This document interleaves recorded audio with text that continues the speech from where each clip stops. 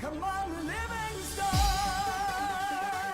we gotta go on and on and on. Together we can make it. We gotta go on and on and on. Come on, Livingston. Knocks it through. Mullen bursting into the box. Josh Mullen. Together we can make it. Mullen's ball across, it's turned in! It's Pittman who's got it! Livingston leads! Can they get the ball back in? O'Brien. Lead! And Livingston have the lead! Man, can score. If we march together. The full-time whistle blows and David Hayes celebrates. And the Livingston fans join in exultation. Come on, Livingston. Livingston have the lead against Rangers, and they are certainly rising to a few occasions on their return to the top flight in Scotland. Come on, Livingston. We gotta go. Hello and welcome back to Talk Livy, the podcast dedicated to everything Livingston Football Club and Scottish football. My name is Angus and today it's just Euan and I. How are you doing, Euan? Well, good, mate. First day back at work after a couple of weeks off. So obviously enjoyed the football. Managed to go to a couple of gigs, thoroughly enough. Bumped into you in the middle of Glasgow Green at Biffy Clyro as well. But yeah, it's been a good couple of weeks off. Wee break from the podcast, but full episode this week. Plenty to talk about, so we'll get to it very shortly. How you doing, mate?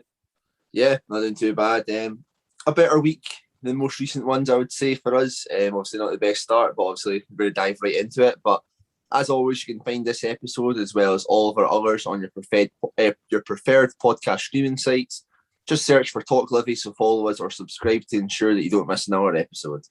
We'll start the episode off by talking about our trip to Dens Park to take on Dundee as the Lions grabbed their first point of the season.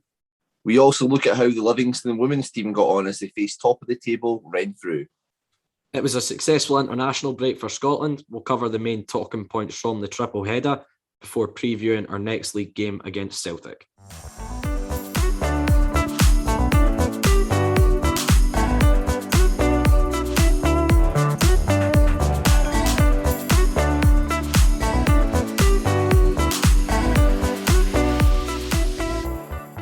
The international break was much needed for the Lions with an ever-growing injury list. We travelled to Dundee and managed to grab our first point and clean sheet of the season. Euan, what were your thoughts on the game? Yeah, it wasn't the prettiest on the eye at times, but I think the main thing to take from it is we came away with a point and a clean sheet, which is two things we've been, obviously desperately needing. I think Dundee could have quite easily been a couple up at half time, if I'm totally honest. I listened to Davies' comments, and I think Dundee created by far the better chances in the game. Max is rightfully probably got man of the match. He's pulled off a great save from Max Anderson early on down to his right-hand side. Jordan McGee's had an effort, has blazed over the bar. Sweeney had a header which Max has tipped onto the crossbar. And I think really the only chances we kind of had of any note first half, Shinnie got in behind from a throw. It's a decent save, and Williamson's had an effort over the bar, which was well worked off a miss-hit cross from Jason Holt. But, first half it was, I think Dundee probably could have felt they should have been in front at the break. But second half, I think we plugged away. We had openings. I would say openings rather than clear-cut chances. It was, ball just maybe a yard behind, or, a cut back is maybe just half a yard behind someone. You wouldn't say it's clear-cut opportunities. Like Alan Forrest got in behind at one point, but it's a good tackle by Sweeney. Max has pulled off another good save second half from Griffiths, where it's deflected. He's managed to claw it away. And then we probably had a wee penalty shout near the end. Oberleis had an effort edge of the box, and it's a fantastic diving save by the Dundee centre half. Surprised that it wasn't talked about more on Sports Scene when I was watching it.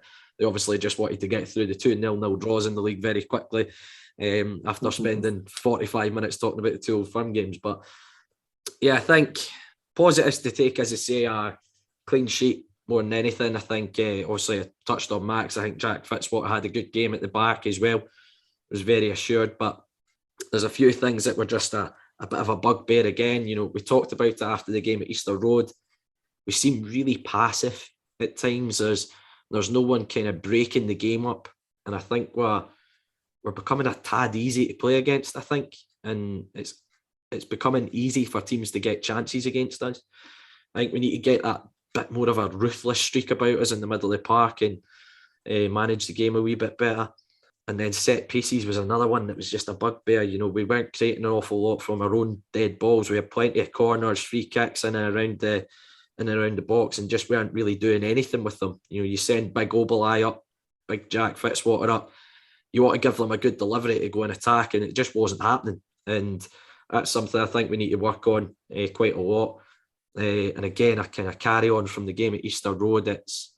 We're allowing crosses into our box far too easy. The amount of kind of headed opportunities Dundee had from cross balls and things like that, we're not doing enough to stop at the source. You know, it's all well and saying we're not defending it well enough in the box, but you know, you can stop the cross coming into the box, and then it's not an issue in the box, if that makes sense. So we need to do a bit more of that. But as I say, the main positive is we're off the mark. We've got a point on the board, which is the main thing. What were your thoughts on it, Angus? Aye, very much kind of the same. I think for most of the support, we would have just been, you know, avoid defeat in all ways. If we'd lost the game just there, you can imagine what the reaction would be like, especially like in the club forum and stuff like that. A lot of people would, you know, there's a lot of people who are kind of being unhappy, but and this would have made that even more so. But yeah, off the mark, clean sheet. I think the kind of main disappointing thing is when we kind of came on here and talked about it, we've been kind of saying like, oh, like we're kind of doing the attacking side a lot better. Like we are creating chances in that at least. Maybe it's a wee bit concerning that, as you're kind of saying, you know, it seems to be one or the other. We're either going to be defensively solid or we're going to be, you know, quite a threat going forward, or we're not got that balance yet. And we're still very much looking for that balance within our team. And, you know, we've got to find it sooner rather than later because, you know, we have to keep on picking up points. But thankfully, the other teams kind of around us are, you know, there's another 4 teams in the league who haven't picked up a win yet this season as well. So plenty of opportunities for us to, you know, to gather up points on, you know, a whole bunch of teams in the league. But yeah, away to Dundee, you know, they had like Griffiths in that play, and we had a big boost for him coming back, first game back at the Ends Park. Kind of weathered that storm well enough. And yeah, Max Stryjek, standout player again. It seems as if he's just going to be the only player who wins Player of the Month for us. He's already got 2. Based on the kind of performance just there, he may be on his way to a 3rd one. But yeah, hopefully there's more to come. Hopefully this is the start of something good. Obviously, we've got a very tough game coming up next Sunday, but positives to take from it. Obviously, it's not completely perfect just yet, but yeah, let's just keep on hoping on that something else will come from it. But yeah, obviously we've talked about Stryjek and Fitzwater in that. Anybody else kind of stand out to you at all, Euan, or is it, you know, just one of the games that, you know, it's very hard to kind of pinpoint anybody standing above those who we've already mentioned? Yeah, I think a couple of points. You know, Ben Williamson got his first start in the league. You know, he comes across to me as a bit of an all-action midfielder. I think he could pick up a few yellow cards as the season goes on because he's kind of that young player that's really eager to impress and impose himself on the game. And, you know, he kind of dives into tackles a little bit. He had an effort which just went over the bar. So it'll be interesting to see how he develops over the season, but it's maybe just a case for him. It's, you know, just settling down into the game a little bit. But he certainly comes across as a bit all action in terms of trying to impose himself on the game. I think, you know, Odin Bailey, when he came on early on for Craig Sibbald, I think Bailey gave us a good option out on the right-hand side. As I say, I've been quietly impressed with him since he's came in. I think he's looked quite lively and quite creative. He's willing to take his man on, which I think we need a little bit of times. Someone just taking the game by the scruff of the neck and trying to create. Obviously, a player that came on for Craig Sibbald, hopefully his injury is not as serious. He came off stretchered. I believe he got quite a nasty gouge in his leg from the tackle, which didn't even get a yellow card, might add. But anyway, so hopefully Sibbs recovers quickly because he's fast becoming one of our most important players. So yeah, certainly Williamson was wanting to talk about, as was Bailey. I think James Penrice settled into the game as it went on. I think he struggled first half. He was up against Griffiths on that side.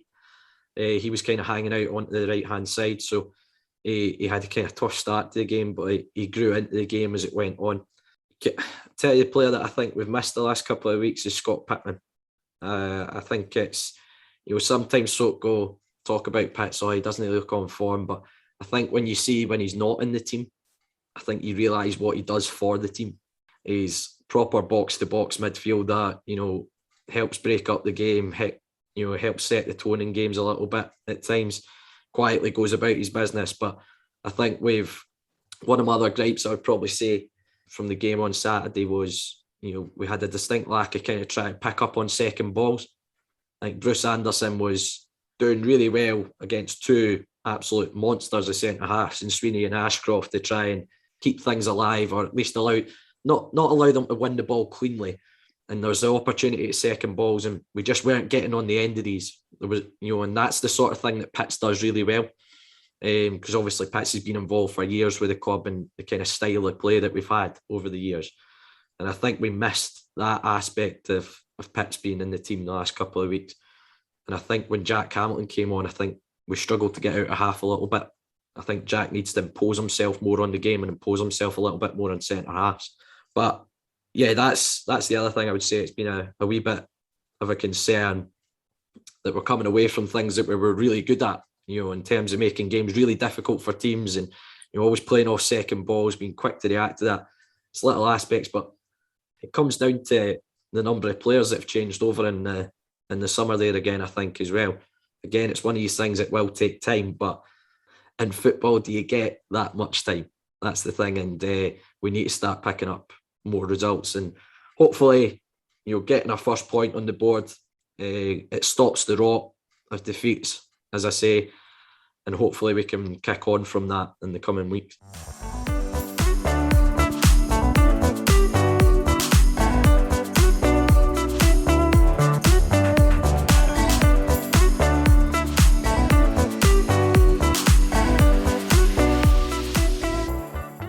After a thumping 10-0 away win last week against St Mirren, the Lionesses took on top of the table Renfrew this weekend. It would prove to be a share of the spoils as an entertaining game finished to each. We both took this one in, Angus, so what were your thoughts on the game? For one, yeah, very exciting match. Both teams, creating plenty of chances. Us probably more so, I would say. The Renfrew keepers had... we're going to talk about the game. We're going to talk about how the Renfrew keepers had an absolute blinder of a game, despite, kind of being at fault for maybe two of the goals. But, game kind of starts off, very competitively. I think Renfrew, started the game possibly more brightly. I think in the first minute they had a very good chance that Charlotte Ferguson was very, very quick off her feet to, dive down to tip wide. But, I think it was something that, Paul's been kind of talking about for a number of weeks now is, he wants a wee bit more sharpness, he wants a wee bit more quality within his side. And, in the first 10 minutes, the ball ends up at Shannon Mulligan, who, turns and puts a delightful through ball. Jen Dodds, again, quick off the mark, rounds the keeper and is hauled down. Penalty kick in the first 10 minutes, can't ask for much more. Perfect kind of start. Vicky Wood, steps up and, absolutely rattled it in the top right corner. I think you could add, 3 keepers in there and nobody was going to reach that. Absolutely tremendously placed. Soon could have been 2-0 straight after with Jess Murphy's header kind of making its way through a couple of bodies and, being cleared off the line. But, you soon seen why Renfrew were at the top of the league. Essentially, they had their first 2 proper kind of chances of the game and, 2 really, really delightful finishes. The first one, I think, a bit of a looping ball goes into the box and, the striker manages to evade kind of like an offside trap. And, there's sometimes you just look at a finish and you're like, what, fair enough. Loops the goalkeeper tremendously well. And then the second one, the finish is probably even better, to be honest. Picks up the ball at the edge of the box after we failed to deal with a couple of set pieces and, just curls it right around the goalkeeper. And at that kind of stage, you're like, yeah, this team's got real quality in it. And, maybe it's a kind of a wake-up call that, you can't allow a team of this quality to have so many chances. And, to be fair to the lassies, they didn't really give Renfrew an awful lot more to kind of go on from there, I would say. I think from that kind of point on, we were in the ascendancy, and if there was going to be a team who was going to score a good couple more goals, it was ourselves. And yeah, if it wasn't from the Renfrew goalkeeper, then they would have won the game. before half time, there was a couple of amazing saves that everybody in the crowd was, kind of stunned at. We're like, Jesus, how she pulled that off. And saying that though, that she probably should have done much better for the second goal that we scored. Ashley Fish with a volley wasn't too venomous, wasn't well placed really. But the goalkeepers had maybe a lapse of concentration that's managed to squeeze right through her hands, which was a shame on her for to have such a mistake after having such a tremendous game. But she wouldn't let that get onto her, and we're going to go on to talk about this goalkeeper a lot in this wee segment, I think. But some of the saves that were made were absolutely incredible, and she was the reason why Renfrew managed to keep a point in this one. The biggest clear opportunity afterwards was kind of later on in the game. Jess Murphy again threatening from a corner, and nobody has a clue how she's kept this one out, because we were all jumping up being like, yes, finally we've got that final goal.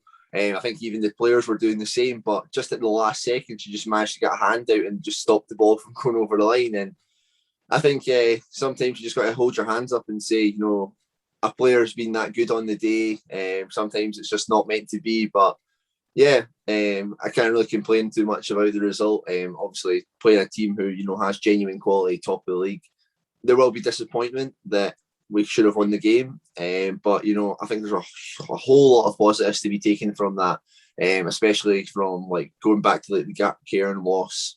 They've shown very much so that they deserve to be playing at the top of the table and that, and going into future games against the likes of these teams that they shouldn't be too feared. So yeah, very enjoyable match from start to finish.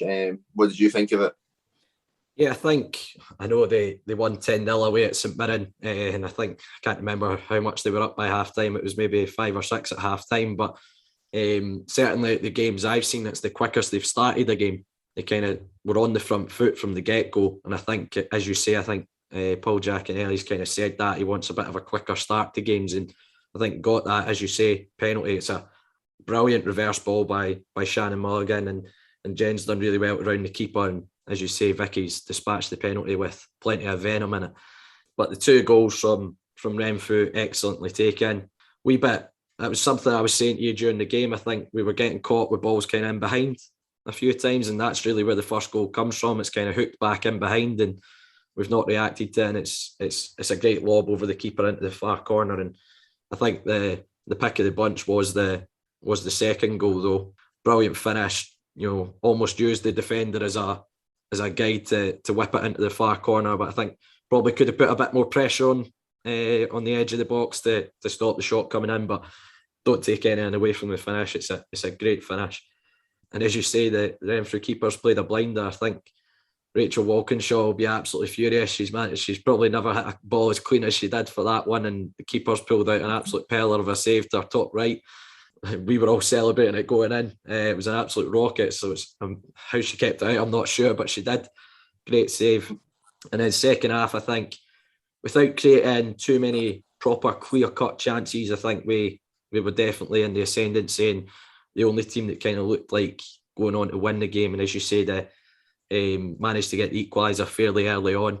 Ashley Fish, she's hit the target. If you hit the target, it's got a chance, doesn't it? And unfortunately for the keeper, it's gone through her hands and she spilled it into the net. But again, had a few openings, got in behind a few times. Maybe just a case of not pulling the trigger a little bit earlier, just a wee bit of lack of composure when we got into the final third. But as you say, Jess Murphy almost grabbed another goal, set piece, header. We were all celebrating. We all thought it was in. But again, it's pure reactions by the keeper to keep that one out. And it's a fantastic save. But, I think, out the teams I've watched, Renfrew have probably been the most well-organised and technically one of the better teams that I've certainly seen out of the games I've watched. So I think they'll be there or thereabouts come the end of the season. They look pretty decent. But, it just shows that the girls are more than capable of competing with these teams and shouldn't be scared playing them. And I'm sure they can compete at the top end of the table come the tail end of the season. Yeah, definitely. So I think one of the main things we can kind of take away from it as well is the further the game went on, that we seemed a lot fitter. We seemed to still be kind of continuing to put the pressure on.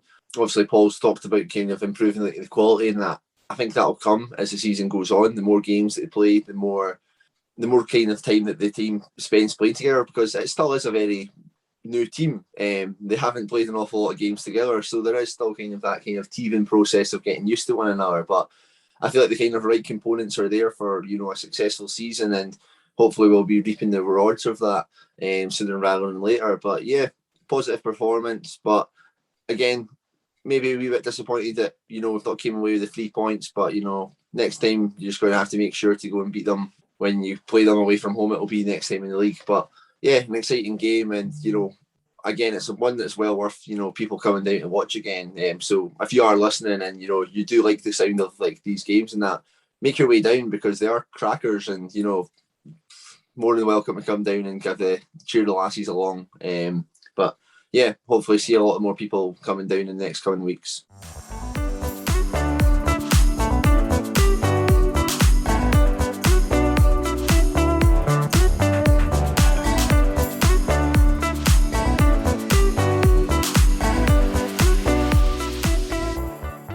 It was a busy week for Scotland as they faced a crucial triple header in their bid to reach Qatar. After a 2-0 defeat in Denmark, back-to-back 1-0 wins against Moldova and Austria have set up a huge game against Israel next month. Euan, you must be pleased with how we got on. Yeah, okay. We touched that just before the start of the international break, how I think 6 points was a must. And if the 6 points were coming from anywhere, it had to be Moldova and Austria. So we've absolutely nailed that one, Angus. We made an absolute arse of the prediction for the Dundee game, but we've absolutely nailed that one. To be fair, I think we deserve a point for the Dundee game. Just want to point that out, because we did say 3-2, but we were also adamant that if it wasn't 3-2, it was 0-0.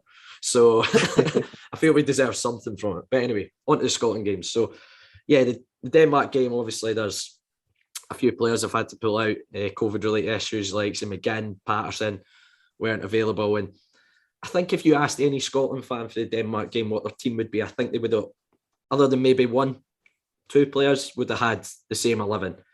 And I remember looking at the team line when I was sitting in the pub watching it, and I was like, okay. I was a bit baffled, to be honest, because I kind of almost associate Tierney as being a centre-back now for Scotland just because of the system we play. So I was kind of looking at the team going, we've got 4 centre-backs there and 3 of them are left-footers. Where's he going with this? And I assumed he would put Tierney out to the right-hand side because, you know, I've seen Tierney play right back for Scotland before under Gordon Strachan, and out of him and Robertson, I think Tierney's the more flexible, hence why he gets put to centre-back, etc. So was pretty stunned when I saw Andy Robertson out on the right-hand side, and I think it was evident that, you know, Clark got his team selection wrong. I'm a big Steve Clark fan, but I think he's got it very, very wrong for the Denmark game, and I think that's pretty much been our downfall, to be honest. We, you know, conceded 2 early goals and you're thinking, dear God, what's this going to end up? But we managed to stay in the game. I think, you know, first half, we really struggled to get out of half. Really, really struggled to get out of half. Looked really uncomfortable when we got the ball, and he made change at half time, took Scott McKenna off, put Dykes on, had 2 kind of proper out and out centre forwards up there to help get us up the park, and went and put Ryan Fraser out to the right hand side, which I think is the team he should have gone with to start with. And we looked a lot more comfortable second half, and, you know, Gilmore's had a chance, it's gone wide, Fraser's had a chance, it's been saved, but, you know, it's easy to play when you're 2-0 down. Denmark don't need to push for it. And I think coming away 2-0, considering how we started the game, it's not the worst performance. And you need to remember Denmark are a very good side. So I think it wasn't expected that we were going to go there and get a result. So we shouldn't be just too disgruntled with it. What were your thoughts on the Denmark game? Pretty shite, to be fair. The first 10 minutes or so had me thinking, you know, we're maybe in for a total hiding. I don't know if they knew that the game was over, that they could control it for the rest of it and they'd be fine. But I feel that could easily went even worse. We were getting battered. We were not good at all that kind of first half. As you say, the team selection, you know, it's fine playing Fraser and Adams together, I guess. It's not fine if you're going to just punt the ball up to them when, you know, Denmark have got a back 5 and who have got monsters at the back who are going to head everything and win every second ball. For me, that was a complete no-no. But again, Denmark are, they're that good a team. They just made the semi-finals of the Euros there, and it wasn't just out of, like they did it on merit.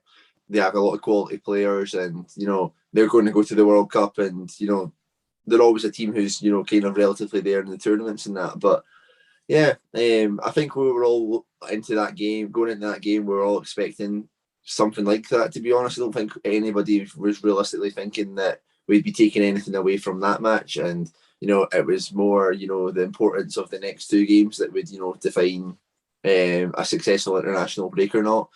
Especially away from home, I couldn't see anybody really realistically predicting anything, and rightfully so it turned out. But yeah, I'm just very glad that it didn't go from 2-0 to 3-4 or 5, because I really feel like it could have easily done so. But yeah, managed to keep it down, managed to keep it not a humiliating result. Went on to the next game, obviously. So then we play Moldova at home, and when Lyndon Dykes scores within quite early on, you're thinking, class, this is us like on the way to maybe getting a couple more goals or that. But was it meant to be? Quite a frustrating night for us, I would say, Euan, against Moldova. Plenty of chances, but couldn't quite kill them off. And is that just the Scotland way? Is that just how we have to do it these days against some of these teams? We don't want it being too comfortable. We have to keep that kind of that risk, that unnerviness, perhaps. What did you think of it?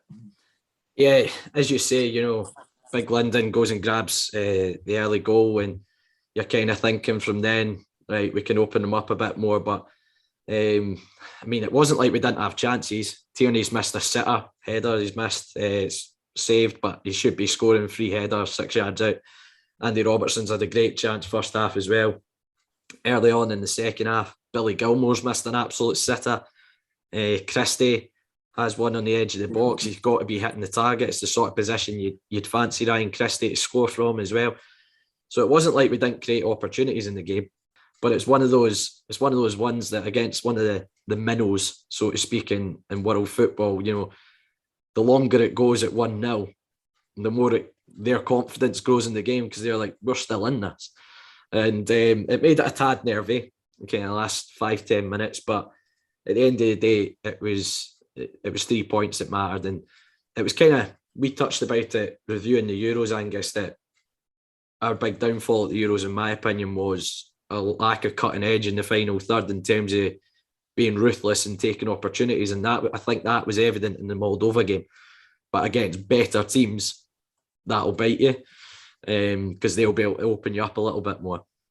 So we need to get, as I say, that ruthless streak when we get these chances and start putting teams to bed a little bit more. But the international break would go from what seemed like a bit disappointing to ending on an absolute high, which was going over to Austria and winning over there. And our man Lyndon Dykes produced the goods again, didn't he? What were your thoughts on the Austria performance?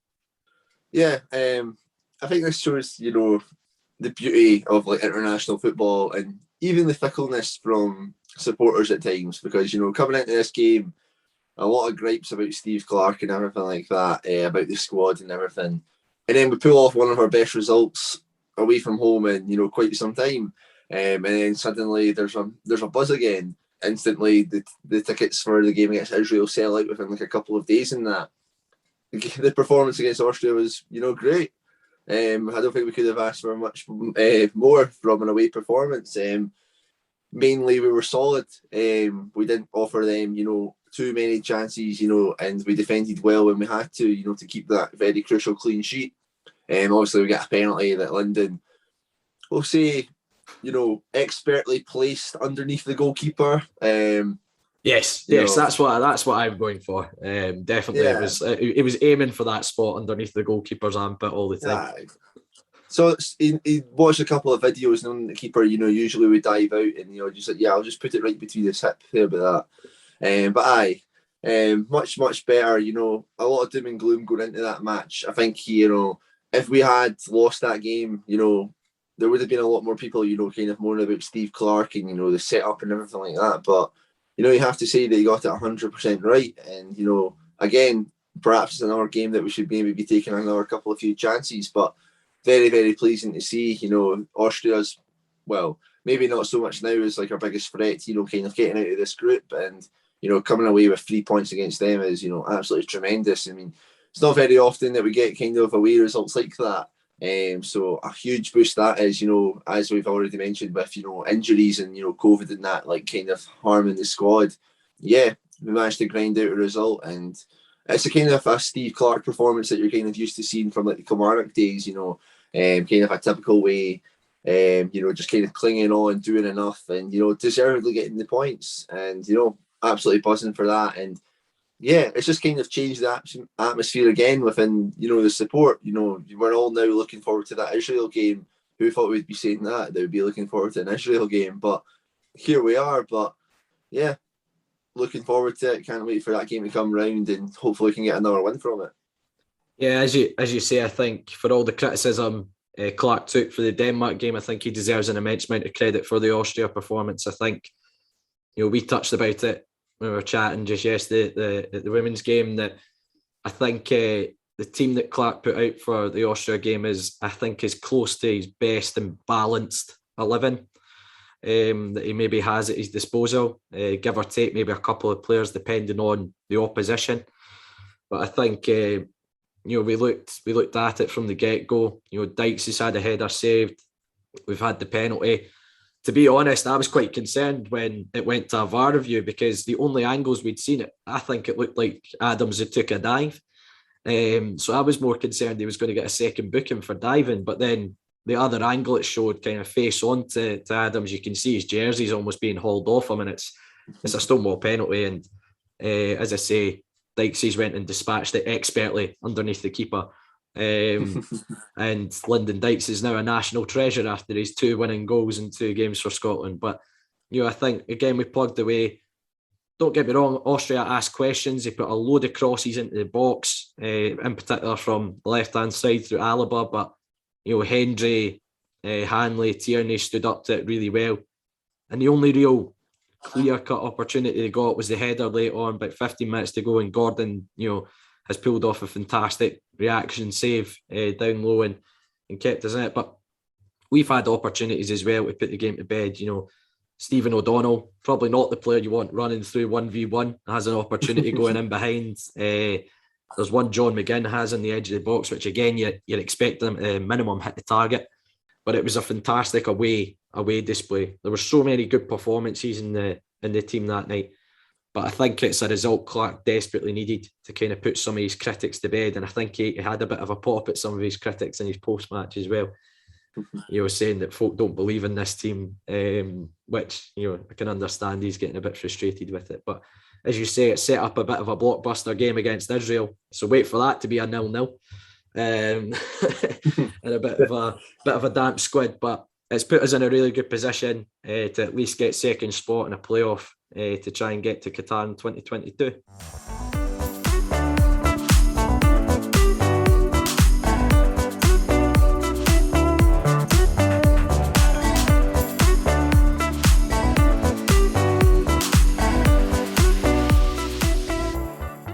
We return to home comforts this weekend and we welcome Ange Postecoglou's Celtic team to Tony Macaroni Arena.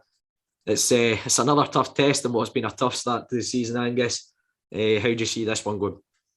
And honestly, I don't really know.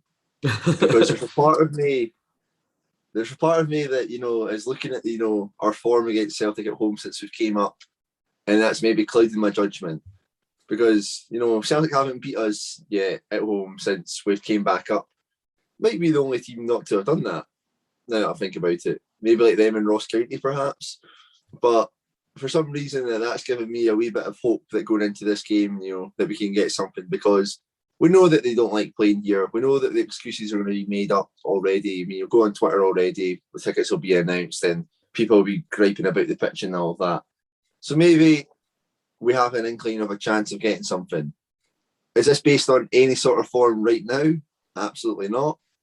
But, it's an interesting tie. nobody would have seen Dundee United beating Rangers that like last month or whatever it was. So it's one of the games that, you know, it does kind of have like banana skin on it, essentially, that it's one of the games that you could see a shock result kind of coming up from, because it has kind of happened so often in the past. But as you're saying, we've got to be defensively solid, because if there is one thing that Celtic are doing well this season, it's, you know, putting teams to the sword. You're talking about, you know, what, 6-0 v Dundee. I think there was a 5-0 prior to that, 3-0 against Ross County just there. If we're not up to shape in a defensive sense, we could get hammered here. I really don't know if I'm looking forward to this game at all or not, because one, I don't know what Celtic's going to show up. Two, I don't know what Livi's going to show up. Hopefully we're, you know, a wee bit tighter again at the back. Striek's going to have another great game to keep us in it. But as you're saying, you know, against Dundee there, we've created very little. Are we going to have as many as much of the ball? Or are we going to be able to create as much against Celtic? We don't really seem to have that set piece factor either. Yeah, it's a strange one. But again, if there's ever a time to, you know, pull out a performance, I guess it's now, and who knows what that could do for the confidence of the team. But yeah, try not to, you know, be too biased or that. It could be a long afternoon for us, but you know, we've got to see how it goes. These games are always a free hit, right? So yeah, we'll see how we get on against them on Sunday. Yeah, as you say, it's a free hit, isn't it? I think the Postecoglou appointment in the summer, you know, everyone was assuming Eddie Howe was coming in, and then Postecoglou's came out of nowhere and got the job. But kind of everything I read about or listened to about Postecoglou was, you know, his team's not going to be boring to watch. And I think that's been quite evident so far this season. You know, they've been racking up some big numbers in terms of goals that they're scoring against teams. Obviously, they had the disappointment opening day of the season against Hearts. They've managed to progress in the Europa League into the group stages as well. But as you say, they are putting teams to the sword. I'm quite glad the lad Furuhashi is going to be missing. He's looked like a real find from Japan. Absolutely gutted because I stuck him in my fantasy team and then he's out injured. But anyway, so he looks like he'll be out. But the likes of Abada's look like a really good acquisition for them. I was just watching the highlights earlier on, and lad Yota they've brought in as well. Looks very lively. So as you say, they look a very fresh looking Celtic team compared to last year, where, you know, you thought if you can go and frustrate Celtic for 45 minutes, then they might struggle to break you down. Whilst I think this team, as you say, they're putting teams to the sword. But I mean, you need to maybe take a little bit of inspiration from what Ross County did in a way. You know, they managed to hold them for, you know, good 60, 65 minutes, and it took a wicked deflection to kind of break the deadlock in that game. So I think it's going to be a frustration job for us, try to keep it really, really tight, making it difficult to break down. But you do have this little hope against Celtic, you know, like the boy Starfelt they brought in. I think it was Ruben Kazan they brought him in from. You know, he's not had rave reviews so far. I think Celtic defensively are still a bit ropey at times. So if we can, you know, if we can create chances, I think Celtic will be quite open. I think this is the way Postecoglou likes to have his team set up. They are open and expansive. So there could be the opportunity to play on the break against them. So that's where you're looking at maybe the likes of, you know, Forrest and Bailey, that little bit of pace on the break, Anderson as well, to try and exploit that. And yeah, it's going to be an incredibly tough game. But as you say, I'm sitting going, it's the type of game we can just produce something out of nothing from, and get a result that will shock everyone. And as I say, I don't know if I'm a bit like you. I think it might be our form against Celtic at Livi in particular that's clouding my judgment. But you know, I feel like there is a chance we could get something against them. But as I say, I can't see us keeping a clean sheet against them. That's the thing. I think that, you know, certainly I think it's Dundee, St Mirren and Ross County. They've managed to score 15 goals with no reply. So with how our defence is set up so far this season, I can't see us keeping them out.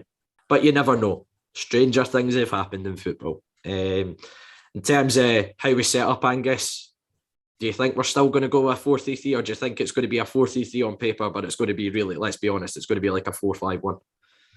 I can't see us switching up too many things just because, Davey will want to fit as many centre mids as possible and probably usually. I don't know what we'll kind of see on the wings. I think it'll just maybe be, more defensive, kind of preferred options. You might see, the likes of, if any of the left backs are more available, you might see Penrice move to left mid with, maybe a Longridge or, even a Lewis or that at left back. So we have that kind of double up on that side. Maybe Forrest on the right hand side instead of Odin Bailey or that.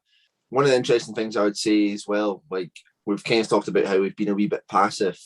We can really not afford to be passive in here because Postecoglou's kind of style is that relentless, winning every second ball and that. If that doesn't happen, then we're going to get torn apart. And then maybe that gives us food for thought who plays in the centre of the park. Obviously, I would see Jason Hope would stay there because of how much of a presence he can be, kind of buzzing about there. But if Sybil's going to be injured, do you play Andrew Shinnie in this kind of game? I don't know if he's, kind of a player sorted for, this kind of a defensive style, in all honesty. But then that comes the question of, who do you play there instead? If Pittman's not available, hopefully he is back because he'd be a very key player. But I think that'll probably be mainly the kind of concern, maybe in the middle of the park, finding, that kind of balance, to kind of keep us solid in there. And yeah, anybody who you see who would be a good shout to, to slot inside there? Yeah, it's quite a difficult one. I think, we've got a lot of midfield options, but I think there's a lot of similarity between the midfield options. As you say, I think out of our centre midfielders, I think Jason Holt's probably one of the best ones at breaking the game up a little bit. So he'll definitely be in. I think he's been quite bright this season, despite results. I'd obviously love to see Sybil available, but whether he is, that remains to be seen. I could see Ben Williamson playing again because he does have kind of that tenacious aspect to him, and he likes to try and impose himself on the game a little bit. So I could see Williamson coming in and playing again for that reason, to try and disrupt the game a little bit. I agree with you. I could see the left-hand side as well. We've got plenty of options on the left-hand side, so in terms of maybe doubling up with two more naturally defensive options might be an idea to shore it up. But we'll wait and see. I can't see us being too open and expansive for this game, given, as I say, the way Celtic have been playing. But let's go on to predictions then, Angus. Let's be honest, we've tried to remain positive, but I'm going to guess yours isn't going to be too positive for this game.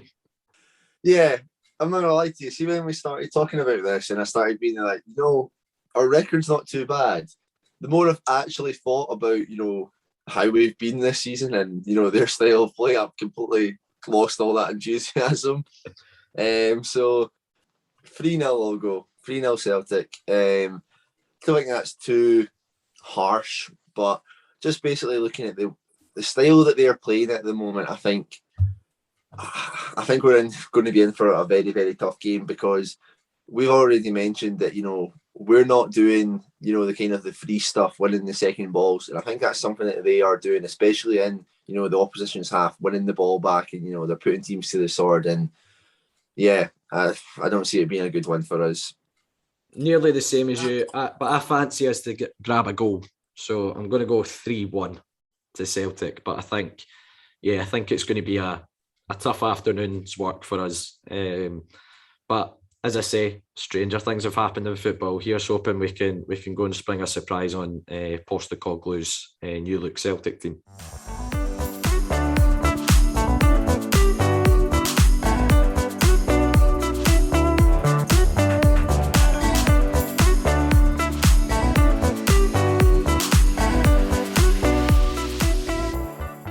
That's it for this week's episode of Talk Livi. Thanks again to every single one of you for tuning in week in and week out. If you can, we'd love to hear your feedback. Either leave us a review on iTunes or simply message us on Twitter, Facebook or Instagram. As Angus said, we're on Facebook, Twitter and Instagram. Search Talk Livi to find us. You'll find all the links to our weekly episodes on there as well. You can also find all our episodes, including this one, on all good podcast streaming sites, including iTunes and Spotify. We're also on YouTube, so don't forget to subscribe to the channel. If none of those options suit you though, all you have to do is head to our website, talklivipodcast.libsyn.com, where you'll find every single episode we've done over the last few years. That's it for this week. Thanks again for tuning in. Let's hope for another great week following Lothian's finest football team. Come on, Livi!